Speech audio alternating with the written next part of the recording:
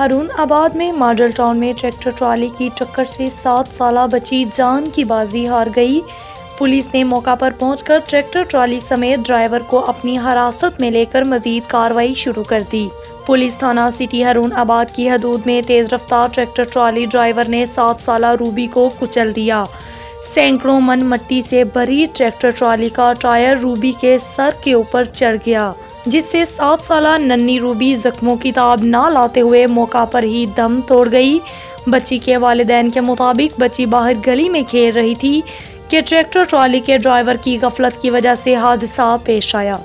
7 साला मासूम बच्ची की लाश को देखकर अहले मोहल्ला और घर में कहराम मच गया, जबकि मुकामी पुलिस ने मौका पर पहुंचकर बच्ची की लाश को पोस्टमार्टम के लिए तहसील हेडक्वार्टर अस्पताल मुंतकिल कर दिया और ट्रैक्टर ट्रॉली समेत ड्राइवर को अपनी हिरासत में ले लिया और मजीद कार्रवाई शुरू कर दी।